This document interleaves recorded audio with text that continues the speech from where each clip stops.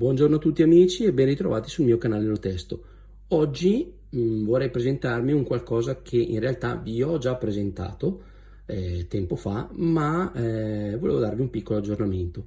Sto parlando dell'Amazfit T-Rex 2 che è ormai passato un anno e poco più, un anno e qualche settimana dal mio acquisto, dal mio utilizzo, e devo dire che adesso posso dare delle impressioni veritiere.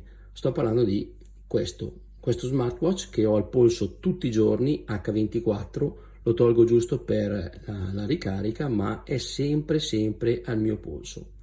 Se vi ricordate, e se non ve lo ricordate vi rimando al video, come vi dicevo, l'avevo acquistato perché volevo un qualcosa che fosse robusto. Girovagando sulla rete, praticamente c'è chi lo surgelava, lo buttava giù dalla finestra, insomma, lo maltrattava alla grande.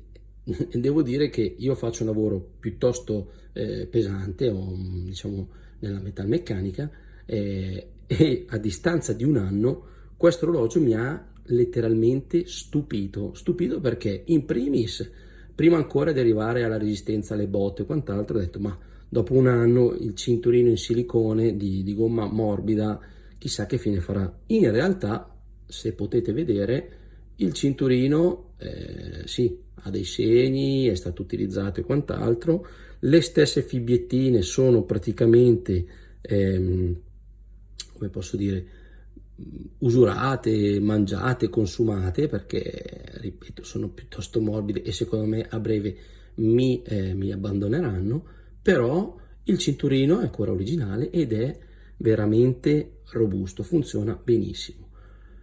Lo smartwatch in sé l'ho utilizzato nelle occasioni più disparate, apro una parentesi, non mi abbronzo molto, ma a riprova che ce l'ho sempre al polso potete vedere che un minimo di abbronzatura c'è, quindi detto questo, l'ho utilizzato nelle situazioni più disparate e devo dire che si è sempre comportato in maniera ottimale, in acqua piuttosto che appunto con la resistenza agli urti e via discorrendo. A livello diciamo estetico potete magari vedere qualche segnettino per esempio su quello che è la scocca, non so se qua potete notarlo appunto, ma tenete conto che questi sono gli unici due segni che sono riuscito a fare. Altre cose estetiche che diciamo ho notato è una sorta di sbiancamento di quelle che sono le viti di rinforzo, ma impercettibile, ok? Quindi a livello di cassa e a livello di integrità è assolutamente indistruttibile. Quello che in realtà mi ha lasciato un po' perplesso, diciamo, forse perché ero abituato a device di altro tipo, io arrivo da un Apple Watch e quindi i dati biometrici erano semplicemente perfetti, lo scarto era ridotto al minimo. Qui devo dire che a livello di scarti stiamo parlando di cifre un pochino più sensibili. Io l'ho equiparato con per esempio un misuratore di pressione piuttosto che di ossigenazione del sangue e quant'altro, un pochino di scarto c'è. Così come il GPS ogni tanto, pur calibrandolo spesso e volentieri, lascia un pochino a desiderare.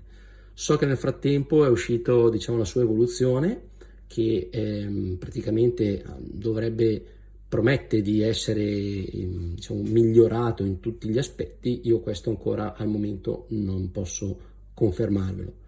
Posso dirvi che per il mio utilizzo però va più che bene, è andato più che bene. Se non avete esigenze da, ripeto, sportivi puri, quindi come ho detto in video precedenti, se il vostro obiettivo è paragonarlo a un Garmin piuttosto che a qualsiasi altro brand appositamente studiato per lo sport puro, questo ha dei limiti, quindi non paragonatemelo a un Polar, non paragonatemelo a appunto a un Garmin e via discorrendo.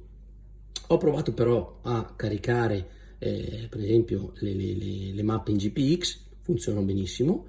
ho provato a diciamo monitorare quelle che sono le attività fisiche e paragonandole appunto ad altri device si è comportato bene, ha una resistenza anche come, diciamo, come batteria abbastanza buona, no, direi buona.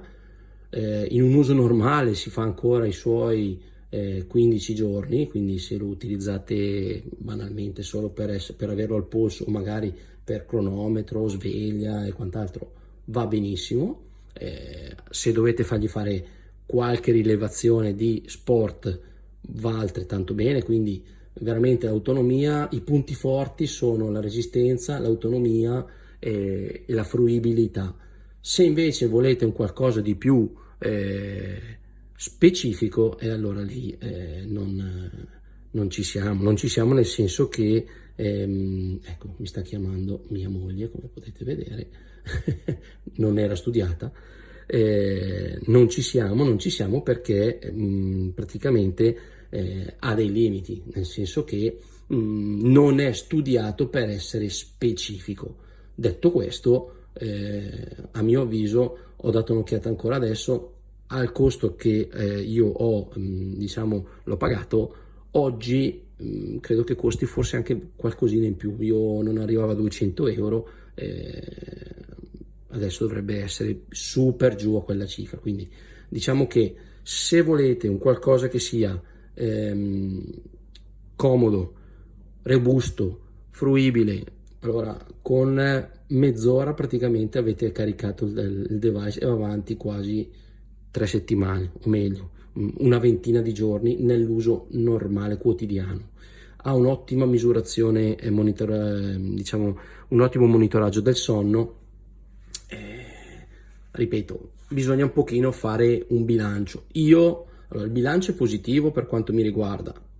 Fuori dai denti, avessi avuto un Apple Watch col mio utilizzo oggi sarei a contare i pezzettini perché l'avrei disintegrato. Quindi per chi ne fa un uso intenso e quotidiano, questo è la soluzione. Poi possiamo dire tutto il contrario di tutto, però è chiaro che bisogna fare un pochino scegliere un po' dei compromessi. Io l'ho scelti e per i miei di compromessi va benissimo. Quindi fatemi sapere un pochino quelle che sono le vostre impressioni. Ovviamente se siete in procinto di acquistarlo, se l'avete già acquistato, se avete dei dubbi, ovviamente scrivetemi, io vi aspetto. Anzi, a questo proposito, l'unica cortesia che vi chiedo è di iscrivervi al canale, cliccare sulla campanellina in modo tale da essere sempre aggiornati e solo così potete aiutarmi a portarvi dei contenuti migliori. Quindi sto cercando sempre un pochino di migliorarmi, voi datemi una mano e vi aspetto. Quindi tornando a noi, vi aspetto con i vostri commenti, con le vostre domande, con i vostri punti di vista. A me farà piacere leggervi e rispondervi con i miei tempi, ma vi rispondo sempre. Quindi vi aspetto sul mio canale, fatemi sapere cosa ne pensate di questo aggeggio infernale e io vi aspetto qua sul mio canale. Ciao dallo testo, ciao.